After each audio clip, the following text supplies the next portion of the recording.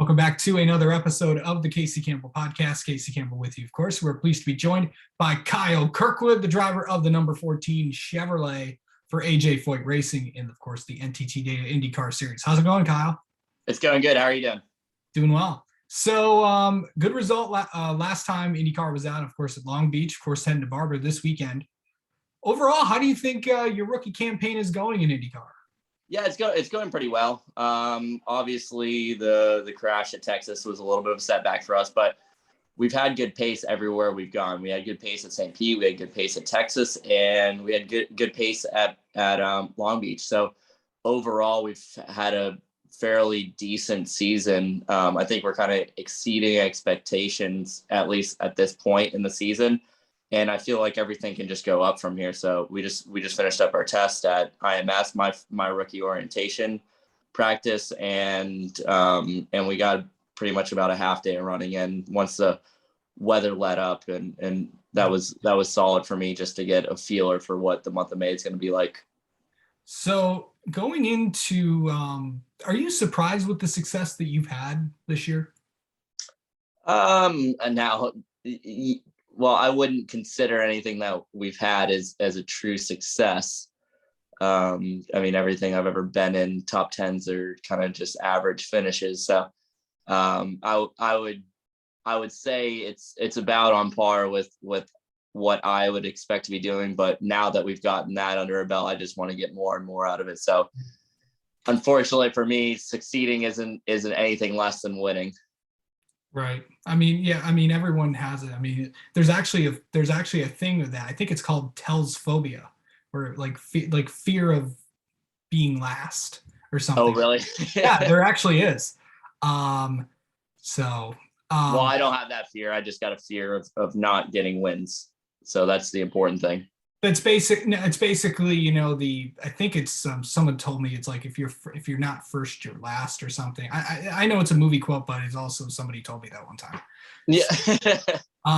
But anyway, you're coming into a team that has not had the best results in the last few years, and now you're kind of part of the turnaround when it's been impressive to see what you've been able to do with AJ Foyt Racing. And obviously it's a team that's been around for a while, and it's obviously good to see you guys have some success, because you guys deserve it. Yeah, well, I mean, there's a great group of people that are around me at the moment. There's a lot of new people. Mike Culliver is back as an engineering role on the 14 car, which was a huge thing for the 14 car. And then we've got DDA, who came from Shank last year. He won with Elio at the 500. He was the crew chief on that car, and now he's over here on the 14 car. So there's a lot of moving parts that have equated to kind of our pace and our trajectory at the moment. So I mean, it's going solid right now. Hopefully we keep this up and we just keep progressing. Yeah, for sure. Let's talk about Barber this weekend. Of course, you've been there bunches and loads of times, but first time in an Indy car. I mean, is it different than going there when you ran in Indy Lights or when you ran in other places? It's actually, that was one of my first tests, right? I drove with Andretti Autosport in the 26 car. That was my second test in an Indy car. I drove at Sebring prior to that. And honestly, it feels easier to drive an Indy car around there than it does an Indy Lights car. That's for sure. Granted, I think Barber is very much so a driver's track, and there's a lot of strange characteristics with it, with the blind corners, the increasing radiuses, and there's like not really any big brake zones, but there's a lot of high speed to very low speed stuff. So it's like decreasing radius, but it's just awkward corners in general. But I mean, I had a decent test there when I was with Andretti, so at least I've got some laps at that place, unlike a lot of places that I'm going to this year in an IndyCar. And yeah, we'll see how it goes. I think last year the team seems happy with what they know about the track and how their car is around there. So hopefully that stays true, that there's not anything that's massively different and we're not surprised by anything, because I think we're going to have a pretty good weekend if everything stays true to that. So and then after this race, of course, you're getting ready for your first month of May, of course, on the Indy Road course, of course, where you've been a couple times. I believe you've won there too. But of course, you're also getting ready for your first Indianapolis 500. That's correct. What is what after? I know you're 110% focused on Barber this weekend, but how excited are you to get ready for your first month of May after this one? Yeah, I mean, the month of May is something that's always been so special for anyone in motorsports, and this will be the first one that I'm actually competing in the month of May, because I've gone to the races, right, every single year. Yeah. I go to the Indy GP, and we do our support series race in lights or Indy Pro or USF 2000. And now it's this year I'm actually in the big show with all of it. It's very unfortunate. Last year we weren't able to run the Freedom 100. I don't know if that's coming back or not. I have no knowledge on that. But last year it went away for Indy Lights, which was unfortunate. So it was my first time driving at the Speedway. Just about it was a week ago today, right? Or sorry, 6 days ago. Was the first time I've ever driven on the Speedway in that direction, whether it's in a race car or any normal car in general. So everything is so new to me, and I mean, I'm really looking forward to it. But like you said before, right now the focus is on Barber.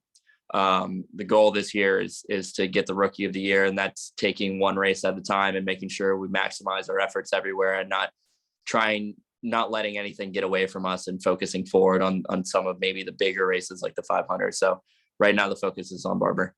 Well, technically Barber is in the month of May, but it is. But it's May 1st. The month of May is in Indianapolis, so that's true. That's true, though. Indianapolis is the month of May. That is, yeah. Right. you know what I mean, though, right? Yeah, no, I get it. It is part of the month of May, but it kind of isn't. Yeah. Well, of course, getting ready for that. I want to. Obviously, there's a lot of tracks coming up that are, obviously in the month of May. But what other tracks are you excited about? Mid-Ohio is one of the big ones for me. I've had a lot of success at Mid-Ohio throughout my junior Formula career, and yeah, driving there in an IndyCar is something that I really want to do. I did some simulator work for Honda when I was with Andretti last year of Mid-Ohio, and man, that place is just awesome. I'm so ready to get an IndyCar there, because that's always been a track that I look forward to most every year that I go. Yeah, it'll be coming up pretty soon. Yep. And then also, just how are you managing your rookie season? Like outside of just, it's obviously more stuff, more attention. Of course, you're used to that. But how are you managing like everything outside the car, all the appearances, doing this stuff and all that? It's actually, it hasn't been too bad. I think we've handled it quite well. It's nothing new to me, I guess. It's just a lot more of the same thing. A lot more of answering the exact same questions and going over, it feels like a revolving circle. But once you kind of get in this repetitive motion, it all becomes very easy. And it does take a lot of time away from what we're able to do in the engineering room and what I'm able to focus on, what compared to last year or the years prior. So that's all new to me, but it's going well right now. Fortunately, the IndyCar schedule is pretty relaxed for the drivers. There's a lot of time between. So even if there is a ton of appearances and whatnot, there's still plenty of time to get all the knowledge that I need. And that's a lot of that's due to the personnel that I have around me too, right? Like having great guys around me, they're able to simplify everything and give me a short rundown of what I need to do this next session, what we're gonna need to accomplish with the car and with my driving. And it works out well like that. Well, Kyle, thank you so much for coming on and talking with us, and good luck this weekend at Barber. Yeah, thank you so much, Casey.